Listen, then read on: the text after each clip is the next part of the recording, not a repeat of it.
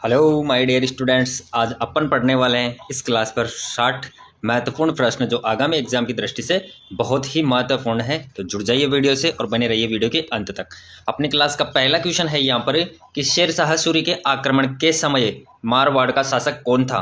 तो क्वेश्चन पूछ रहा है कि जो शेर शाह सूरी ने आक्रमण किया था मारवाड़ पर, उस समय मारवाड़ का शासक था वह कौन था। ऑप्शन है राव जोधा, राव चंद्रसेन, राव मालदेव या फिर मोटा राजा उदय सिंह। तो शेर शाह सूरी के आक्रमण के समय मारवाड़ का शासक था साथियों, वह था राव मालदेव। कौन था? राव मालदेव मारवाड़ का शासक था। शेर शाह सूरी ने आक्रमण किया था उस समय। सी आपका राइट आंसर हो जाएगा। ओके, नेक्स्ट है कि बीकानेर के अनूप सिंह को औरंगजेब ने कौन सी उपाधि से सम्मानित किया था। बताओ साथियों कि जो बीकानेर के अनूप सिंह थे उनको औरंगजेब के द्वारा उपाधि दी गई थी, वो कौन सी उपाधि से सम्मानित किया गया था। तो माही मरावत मराताव, माही रखब, माही सराव या फिर माही विजेता। तो अपना राइट आंसर क्या हो जाएगा? ए अपना राइट आंसर हो जाएगा माही मराताव। जो माही मराताव की उपाधि दी गई थी औरंगजेब के द्वारा बीकानेर के अनूप सिंह को। ओके, याद रखना है साथियों, सारे क्वेश्चंस बहुत ही इंपॉर्टेंट है एग्जाम की दृष्टि से, बहुत ही टॉप क्वेश्चन है। तो क्वेश्चंस को अच्छे से रट लो। ओके, नेक्स्ट क्वेश्चन है अपना कि किस नदी के तट पर घिलुंड सभ्यता स्थल स्थित है। तो कौन सी नदी है जिसके तट पर घिलुंड सभ्यता का उत्खनन हुआ। तो कौन सी सभ्यता कौन सी नदी के किनारे है घिलुंड? घिलुंड कौन सी नदी के किनारे सभ्यता उत्पन्न हुई? तो बताओ साथियों, आहड़, कोठारी, बनास या फिर कांतली। तो घिलुंड सभ्यता उत्पन्न हुई या फिर स्थित है वह है बनास नदी के किनारे पर। घिलुंड सभ्यता कौन सी नदी के किनारे पर है? बनास नदी के किनारे पर। नेक्स्ट क्वेश्चन है साथियों, वो है अपना कि कामड़िया पंथ के संस्थापक कौन थे। तो कामड़िया पंथ था, उसके संस्थापक कौन थे? तो संत पीपा जी, संत धन्ना जी, संत रामदेव जी या फिर संत रामचरण जी। तो कामड़िया पंथ के जो संस्थापक थे वह थे संत रामदेव जी। कि जो संत रामदेव जी थे, रामदेव जी ने कौन से पंथ की स्थापना की थी? तो वह की थी कामड़िया पंथ की। ओके, याद रखना है साथियों। नेक्स्ट क्वेश्चन है कि सूर्यमल मिश्रण की रचनाओं में राजस्थान की कौन सी बोली प्रयुक्त हुई है। तो जो सूर्यमल मिश्रण थे उनके द्वारा की गई रचनाओं में जो राजस्थान की कौन सी बोली प्रयुक्त हुई है। तो बागड़ी, मेवाती, हाडोती या फिर ढूंढाड़ी। तो कौन सी बोली प्रयुक्त हुई है? तो वह है हाडोती की। जो सूर्यमल मिश्रण ने रचनाएं की है वो की है हाडोती बोली में। जो हाडोती बोली है उसमें रचनाएं की गई है। क्यों? क्योंकि सूर्यमल मिश्रण थे वह बूंदी के दरबार के राजकवि थे और रहने वाले बूंदी के वर्तमान हिंडोली तहसील में हरना गांव के निवासी थे। ओके, नेक्स्ट क्वेश्चन है साथियों, वो है अपना यहाँ पर कि राजस्थान का कौन सा मेला आदिवासियों का कुंभ कहलाता है। तो राजस्थान का कौन सा मेला है जो आदिवासियों का कुंभ कहलाता है। ऑप्शन है रामदेव जी का मेला, पर्वतसर मेला, पुष्कर मेला या फिर बेणेश्वर मेला। तो अपना राइट आंसर हो जाएगा डी, बेणेश्वर मेला। कौन सा? बेणेश्वर मेला। की राजस्थान का जो बेणेश्वर मेला है वो आदिवासियों का कुंभ कहलाता है। ठीक है, नेक्स्ट क्वेश्चन पर आते हैं अपन कि 1857 में आहुआ ठाकुर के विद्रोह के समय जोधपुर का महाराजा कौन था। कि जो 1857 का विद्रोह हुआ उस समय आहुआ ठाकुर के विद्रोह के समय जोधपुर का महाराजा था वो कौन था। तो मान सिंह, जसवंत सिंह द्वितीय या फिर तख्त सिंह या फिर भीम सिंह। तो अपना राइट आंसर हो जाएगा सी, तख्त सिंह। कि 1857 में आहुआ ठाकुर के विद्रोह के समय जो जोधपुर का महाराजा था वह था तख्त सिंह। ठीक है बच्चों, रट लो क्वेश्चंस को, सारे क्वेश्चंस बहुत ही इंपॉर्टेंट है। और जितने भी विद्यार्थी चैनल से नए जुड़े हैं, चतुर्थ श्रेणी वाले विद्यार्थी, सारे चैनल को सब्सक्राइब कर लो ताकि आने वाली क्लास आपको मिल सके। ओके, 300 ईसा पूर्व से 300 ईसा तक के काल में राजस्थान में गोल चैत्यग्रह कहाँ मिले हैं।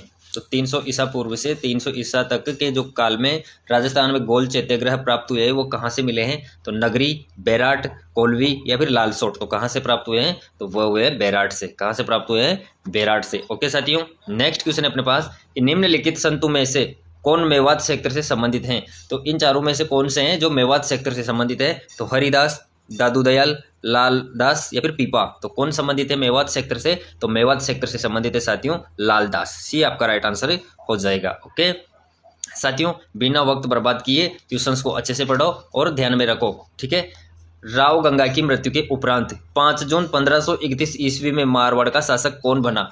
तो जो राव गंगा की मृत्यु हो जाने के उपरांत 5 जून 1531 को मारवाड़ का शासक बना, वो कौन बना। तो वीरमदेव, सातलदेव, जसवंत सिंह या फिर मालदेव। तो कौन बना?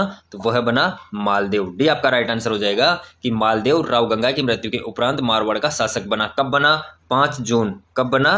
5 जून 1531 को। ठीक है, याद रखना है आपको। नेक्स्ट क्वेश्चन है कि डूंगरपुर राज्य में गुहिल राजवंश का संस्थापक कौन था। तो डूंगरपुर राज्य में जो गुहिल राजवंश का संस्थापक था वह कौन था। तो आशकरण, शीशमल, सामंत सिंह या फिर उदय सिंह। तो डूंगरपुर राज्य में गुहिल राजवंश का संस्थापक था साथियों, वह था सामंत सिंह। कौन था? सामंत सिंह डूंगरपुर में गुहिल राजवंश की स्थापना करने वाला शासक था। ओके, नेक्स्ट क्वेश्चन पर आ जाते हैं अपन। नेक्स्ट क्वेश्चन है कि परमवीर चक्र से सम्मानित होने वाले प्रथम राजस्थानी कौन था। तो परमवीर चक्र से सम्मानित होने वाला राजस्थान का प्रथम व्यक्ति था, वह कौन था? शैतान सिंह, पीरू सिंह, योगेंद्र सिंह या फिर होशियार सिंह। तो अपना राइट आंसर क्या हो जाएगा यहाँ पर?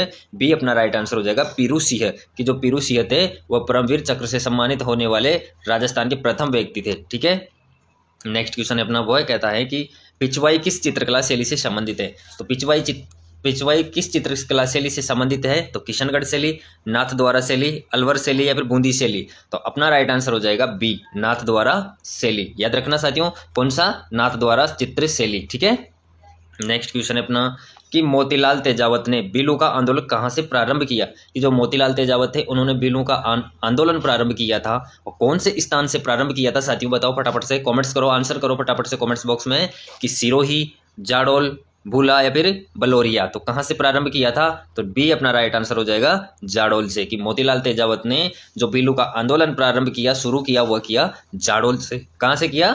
जाडोल से। ओके, नेक्स्ट क्वेश्चन है अपना कि पथिक ने किस समाचार पत्र के माध्यम से बिजोलिया कृषक आंदोलन को विख्यात किया। तो साथियों क्वेश्चन है कि पथिक थे, जो विजय सिंह पथिक थे, उन्होंने कौन से समाचार पत्र के माध्यम से जो बिजोलिया में कृषक आंदोलन हुआ था उसको विख्यात किया था। तो प्रताप, प्रभात, नवभारत या फिर लोकवाणी। तो कौन से समाचार पत्र के माध्यम से किया था? तो वह किया था प्रताप समाचार पत्र के माध्यम से विजय सिंह पथिक ने कृषक आंदोलन को, बिजोलिया कृषक आंदोलन को विख्यात किया था। ओके साथियों, नेक्स्ट क्वेश्चन है अपना वह है यहाँ पर कि उदयपुर में राजस्थान महिला परिषद की स्थापना इस संस्थापक कौन थी। तो उदयपुर में राजस्थान महिला परिषद की जो संस्थापक थी वो कौन थी? तो शांता त्रिवेदी, कृष्णा व्यास, लक्ष्मी देवी काबरा या फिर कमला स्वाधीन। तो कौन थी? अपना राइट आंसर हो जाएगा शांता त्रिवेदी। ओके, क्या हो जाएगा? शांता त्रिवेदी, की जो उदयपुर में राजस्थान महिला परिषद की संस्थापक थी वो थी शांता त्रिवेदी। ओके बच्चों, नेक्स्ट क्वेश्चन पर आते हैं अपन कि वीर विनोद का लेखक कौन था। तो वीर विनोद का लेखक था वह कौन था? तो सूर्यमल मिश्रण, गौरीशंकर हीराचंद ओझा, कविराज श्यामल दास या फिर केसरी सिंह बारहट। तो वीर विनोद का लेखक था बच्चों वह था कविराज श्यामल दास। कौन था? कविराज श्यामल दास था। ठीक है, वीर विनोद का याद रखना है, क्वेश्चंस पूछ लेता है पुस्तक के रचयिताओं के बारे में भी कि किसने इसकी रचना की वगैरह। ठीक है, चलो आते हैं नेक्स्ट क्वेश्चन पर कि घटियाला प्राकृत अभिलेख किस प्रतिहार शासक से संबंधित है। तो साथियों बताओ फटाफट से कि जो घटियाला प्राकृत अभिलेख है वो कौन से प्रतिहार शासक से संबंधित है। तो द्विज, वत्सराज, नागभट्ट या फिर कनकू का। तो अपना राइट आंसर क्या हो जाएगा? डी अपना राइट आंसर हो जाएगा कनकू का। जो शासक था प्रतिहार शासक कौन? कनकू का, उससे संबंधित था कौन सा? घटियाला प्राकृत अभिलेख। ओके बच्चों, नेक्स्ट क्वेश्चन पर आ जाते हैं कि प्रारंभिक कलाकार मांगीलाल मिस्त्री किस क्षेत्र में प्रसिद्ध है। तो पारंपरिक कलाकार जो मांगीलाल मिस्त्री है वो किस क्षेत्र से प्रसिद्ध है। तो कावड़, कठपुतली, मांडना या फिर फड़। तो अपना राइट आंसर क्या हो जाएगा? कावड़, ए अपना राइट आंसर हो जाएगा। ओके साथियों, नेक्स्ट क्वेश्चन है वह है यहाँ पर अपना कि राजस्थान के लोकप्रिय पर्यटन स्थल सहेलियों की बाड़ी का निर्माण किसने करवाया। तो राजस्थान के जो लोकप्रिय पर्यटक स्थल है सहेलियों की बाड़ी, उसका निर्माण करवाया वो किसने करवाया। तो महाराजा उदय सिंह, महाराजा फतेह सिंह, महाराजा भूपाल सिंह या फिर महाराजा संग्राम सिंह। तो किसने करवाया? अपना राइट आंसर हो जाएगा डी, महाराजा संग्राम सिंह ने सहेलियों की बाड़ी का निर्माण करवाया था। और साथियों सहेलियों की बाड़ी कौन से जिले पर स्थित है? तो यह है उदयपुर में। ठीक है, याद रखना है साथियों आपको। अगला क्वेश्चन है कि मत्स्य संघ के प्रशासन को चलाने के लिए गठित मंत्रिमंडल में निम्न में से कौन शामिल नहीं था। तो इन चारों में से कौन शामिल नहीं था मत्स्य संघ के प्रशासन को चलाने के लिए। तो मास्टर भोलेनाथ, चिरंजीवी लाल शर्मा, डॉक्टर मंगल सिंह या फिर रमेश कुमार। अपना राइट आंसर हो जाएगा डी, रमेश कुमार इसमें सम्मिलित नहीं थे। बाकी मत्स्य संघ के प्रशासन को चलाने के लिए मास्टर भोलेनाथ, चिरंजीवी लाल शर्मा और डॉक्टर मंगल सिंह सम्मिलित थे। ओके, चलो बढ़ते हैं नेक्स्ट क्वेश्चन पर। नेक्स्ट क्वेश्चन है आपका कि शरणवाही नगर किस नगर का ऐतिहासिक नाम है। तो तो शरणवाही नगर कौन से नगर का ऐतिहासिक नाम है बच्चों? बताओ फटाफट से, कमेंट्स करो, आंसर दो फटाफट से। सांबर, सिरोही, शाहपुरा, सवाई माधोपुर। तो अपना राइट आंसर हो जाएगा बी, सिरोही की जो शरणवाही नगर है वह सिरोही का ऐतिहासिक नाम था। ओके बच्चों, रट लो क्वेश्चंस को साथियों, और जितने भी विद्यार्थी चैनल से नए जुड़े हैं वो चैनल को सब्सक्राइब कर लो।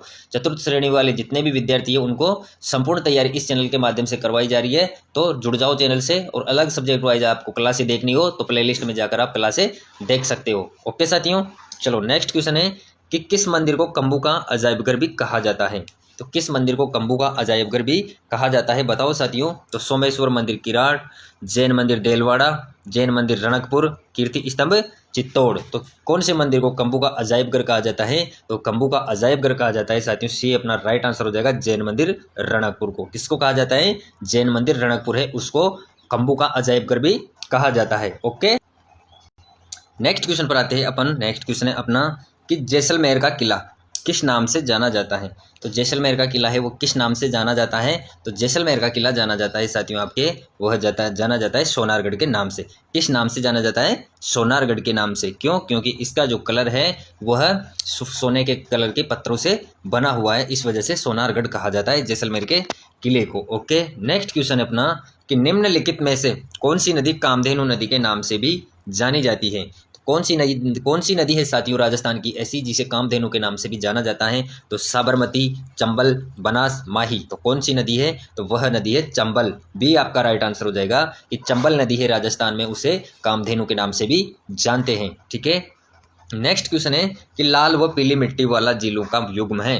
तो ऐसे कौन कौन से जिले हैं जहाँ पर लाल व पीली मिट्टी पाई जाती है? तो भरतपुर, धौलपुर, झालावाड़, बारां, श्रीगंगानगर, हनुमानगढ़, सवाई माधोपुर, राजसमंद। तो कौन से जिलों में पाई जाती है लाल पीली मिट्टी? तो वह पाई जाती है सवाई माधोपुर और राजसमंद जिलों में। डी आपका राइट आंसर यहाँ पर हो जाएगा। ठीक है, नेक्स्ट क्वेश्चन है साथियों कि इंदिरा गांधी फीडर यानी कि राजस्थान फीडर की लंबाई है। तो इंदिरा गांधी फीडर यानी कि जो राजस्थान फीडर की लंबाई है वह कितनी है? 204 किलोमीटर, 445 किलोमीटर, 649 किलोमीटर या फिर 826 किलोमीटर। तो कितनी है? तो राजस्थान फीडर की जो लंबाई है वह है 204 किलोमीटर। कितनी है? 204 किलोमीटर। ओके साथियों, याद रखें। चलो बढ़ते हैं अगले क्वेश्चन की ओर। अगला क्वेश्चन है अपना कि राजस्थान सरकार के वन विभाग द्वारा जारी जिला एवं शुभंकर के त्रुटिपूर्ण युग्म को पहचानिए। तो कौन सा त्रुटिपूर्ण है? तो अलवर, बाघ, भरतपुर, सारस यानी कि क्रेन, भीलवाड़ा, मोर, चुरू, काला हिरण। तो यहाँ पे त्रुटिपूर्ण है वो है ए, अलवर, बाघ, यह असंगत है साथियों। बाकी भरतपुर का शुभंकर, क्रेन यानी कि सारस है, भीलवाड़ा का मोर है और चुरू का काला हिरण है साथियों। ठीक है, चलो आ जाते हैं अपने नेक्स्ट क्वेश्चन पर। नेक्स्ट क्वेश्चन है कि कुंभलगढ़ एवं गोगुंदा के बीच विस्तृत पठार किस नाम से जाना जाता है? तो साथियों जैसे ये तो हो गया कुंभलगढ़, ठीक, ये हो गया गोगुंदा। इन दोनों के बीच का जो विस्तृत पठारी भाग है वो किस नाम से जाना जाता है? तो लसाड़िया, गोगुंदा, भोराट या फिर उड़िया। तो अपना राइट आंसर हो जाएगा सी, भोराट। जो यह क्षेत्र पठारी क्षेत्र कहलाता है, यह पठार कहलाते हैं भोराट के पठार। कौन से पठार? भोराट के पठार कहलाते हैं। ठीक है बच्चों, चलो नेक्स्ट क्वेश्चन है अपना कि कौन सी श्रेणी प्रशासनिक दृष्टि से राजस्थान के वनों की श्रेणी नहीं है?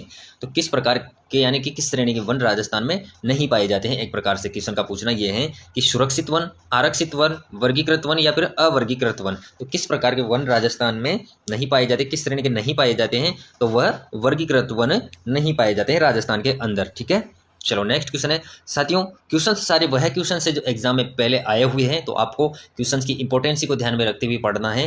क्यों? क्योंकि क्वेश्चंस रिपीट होते रहते हैं, तो उस हिसाब से आपको क्वेश्चंस को ध्यान में रखना है और अच्छे से मेहनत करनी है साथियों। मेहनत ही सफलता का रास्ता है, तो यह सीढ़ी अपन को चढ़नी है, बस चढ़नी है। लक्ष्य है, लक्ष्य को निर्धारित करते हुए आगे बढ़ना है आपको। ठीक है, चलो नेक्स्ट क्वेश्चन है कि रामगढ़ विषधारी अभ्यारण्य को किस स्वरूप में अधिसूचित किया गया है?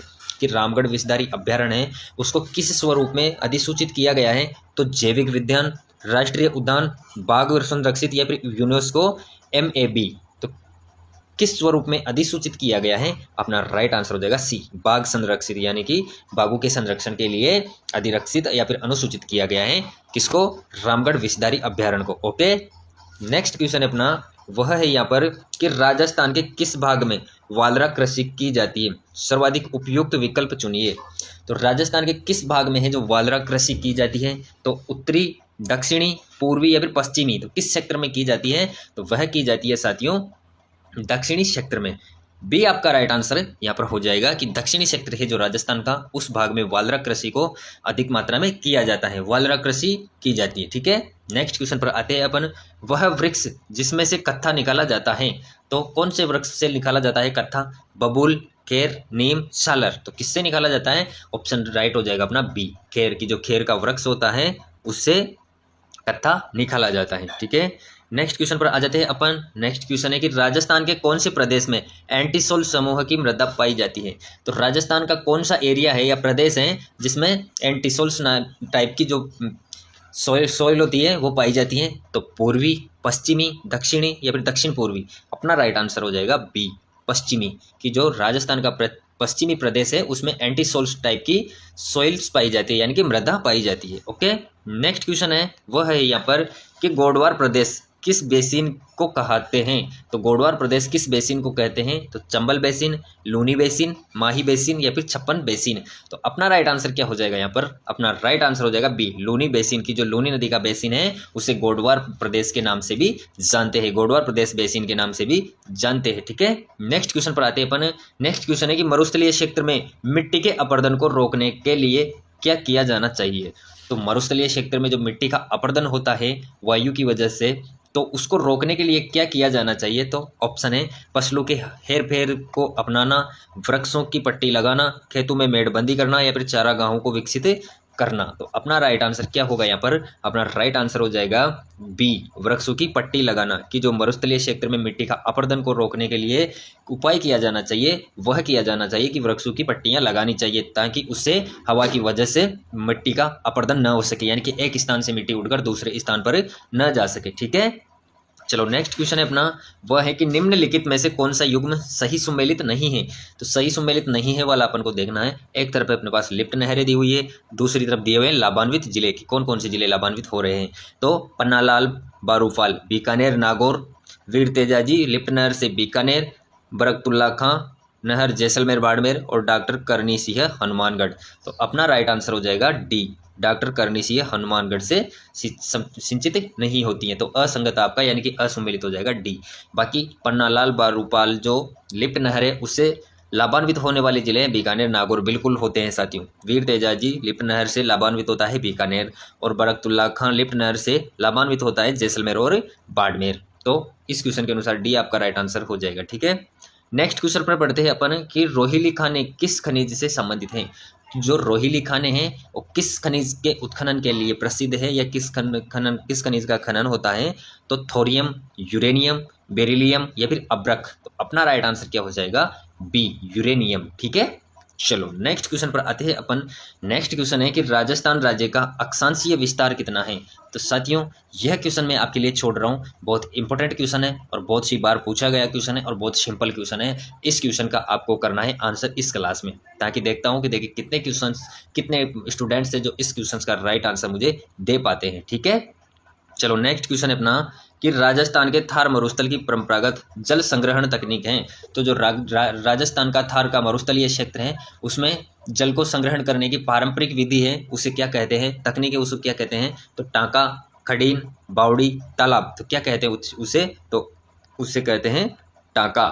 ए आपका राइट आंसर हो जाएगा कि जो राजस्थान के थार मरुस्थल की परंपरागत जल संग्रहण तकनीक है वो है टांका। ठीक है, चलो आते हैं नेक्स्ट क्वेश्चन पर कि राजस्थान के कौन से जिले नर्मदा नहर परियोजना के अंतर्गत शामिल किए गए हैं? तो राजस्थान के कौन कौन से जिले ऐसे जिले हैं जो नर्मदा नहर परियोजना के अंतर्गत सम्मिलित किए गए हैं? तो डूंगरपुर बांसवाड़ा, कोटा झालावाड़, जालोर बाड़मेर या फिर प्रतापगढ़ उदयपुर। अपना राइट आंसर हो जाएगा सी, जालोर और बाड़मेर। जालोर और बाड़मेर दोनों ऐसे जिले हैं जो राजस्थान के नर्मदा नहर परियोजना के अंतर्गत सम्मिलित किए गए हैं साथियों। जालोर और बाड़मेर आपका राइट आंसर हो जाएगा यहाँ पर। ओके, नेक्स्ट क्वेश्चन है कि सेई परियोजना का संबंध है। तो सेई परियोजना है वो किस बांध से संबंधित है? जवाई बांध से, टोरडी सागर बांध से, खारी बांध से, मोरेल बांध से। तो अपना राइट आंसर हो जाएगा ए जवाई बांध से, किस बांध से, जवाई बांध से की जो सिंचाई परियोजना का संबंध है वह है जवाई बांध से। साथियों इसी के साथ में टोरडी सागर बांध के बारे में आपको याद रखना है कि जो टोरडी सागर बांध है टोंक जिले में स्थित है। इसके लिए ऐसे बोला जाता है कि राजस्थान का एकमात्र ऐसा बांध है जिसकी मोरी खोल देने पर एक बूंद भी पानी नहीं बचता है। टोरडी बांध के बारे में यह बात कही जाती है। ठीक है, चलो नेक्स्ट क्वेश्चन अपना वह है यहाँ पर कि राजस्थान के किस क्षेत्र में सर्वाधिक मक्का उत्पन्न होती है। तो राजस्थान का कौन सा क्षेत्र है जिसमें सर्वाधिक मक्का का उत्पादन होता है। मेवाड़, मारवाड़, गोडवार या फिर ढूंढाड़। तो कौन से क्षेत्र में होता है, तो वह होता है मेवाड़ क्षेत्र में। मेवाड़ क्षेत्र में मक्का का सर्वाधिक उत्पादन राजस्थान के अंदर होता है। ठीक है, नेक्स्ट क्वेश्चन है कि कृषि अनुसंधान केंद्र बांसवाड़ा की ओर से विकसित संकुल किस माही कंचन किस्म फसल से संबंधित है। तो कौन सी किस्म से संबंधित है, कौन सी फसल की किस्म से संबंधित है साथियों, तो चावल, ज्वार, मक्का, गेहूं। तो किससे संबंधित है, वह संबंधित है ज्वार से। किससे संबंधित है, ज्वार से। ओके साथियों, चलो नेक्स्ट क्वेश्चन है अपना कि दुग्ध उत्पादन हेतु गाय की प्रसिद्ध किस्म है। तो दुग्ध उत्पादन के लिए गाय की प्रसिद्ध किस्म है राजस्थान में, वह कौन सी है साथियों, यानी कि ऐसी किस्म जो अत्यधिक दूध उत्पादन कर सके। तो गिरी और राठी, राठी और नागौरी, मेवाती और मालवी, मालवी और थारपाकर। तो अपना राइट आंसर क्या हो जाएगा यहाँ पर, अपना राइट आंसर हो जाएगा ए कि दूध उत्पादन हेतु गाय की प्रसिद्ध किस्में हैं वो है गिर और राठी। कौन कौन सी, गिर और राठी गाय की दोनों ऐसी नस्ल हैं जो दुग्ध उत्पादन हेतु प्रसिद्ध हैं। ठीक है, नेक्स्ट क्वेश्चन है अपना यहाँ पर कि राजस्थान के किस जिले में विश्व का तीसरा सबसे बड़ा स्टेडियम बनाया गया है या फिर बनाया जाएगा। तो राजस्थान का कौन सा जिला है जिसमें विश्व का यानी कि वर्ल्ड का थर्ड लार्जेस्ट स्टेडियम बनाया जाना है, वो कौन से जिले पर बनाया जाना है। तो जोधपुर, अजमेर, जयपुर, उदयपुर। तो कहाँ पर बनाया जाना है, यह बनाया जाना है जयपुर में। सी आपका राइट आंसर हो जाएगा कि राजस्थान का कौन सा जिला है जिसमें वर्ल्ड थर्ड लार्जेस्ट स्टेडियम का निर्माण किया जाना है, तो वह है जयपुर जिले में। ठीक है, याद रखना है साथियों। नेक्स्ट क्वेश्चन है अपना कि हाडी रानी की बावड़ी स्थित है। तो हाडी रानी की बावड़ी स्थित है, कहाँ पर स्थित है, तो टोडाराई सीह, मालपुरा, उनियारा या फिर पीपलू। तो अपना राइट आंसर हो जाएगा टोडाराई सीह की जो हाडी रानी की बावड़ी स्थित है वह स्थित है टोडाराई सीह जो टोंक जिले में स्थित है। ठीक है, नेक्स्ट क्वेश्चन है कि केंद्रीय शुष्क बागवानी संस्थान कहाँ स्थित है। बहुत अच्छा क्वेश्चन है कि केंद्रीय शुष्क बागवानी संस्थान है वह कहाँ पर स्थित है। तो बीकानेर, बाड़मेर, जोधपुर या फिर जैसलमेर। तो केंद्रीय शुष्क बागवानी संस्थान स्थित है साथियों, वह स्थित है बीकानेर में। कहाँ पर, बीकानेर में। ए आपका राइट आंसर हो जाएगा। ठीक है, इसी के साथ साथियों अपनी क्लास यहाँ पर समाप्त होती है। साथियों क्लास कैसी लगी है आपको कमेंट्स बॉक्स में बताना, और जितने भी विद्यार्थी नए जुड़े हैं और चतुर्थ श्रेणी की तैयारी कर रहे हैं वह चैनल को सब्सक्राइब कर लेना ताकि आने वाली हर क्लास आपको मिल सके। ओके साथियों, धन्यवाद।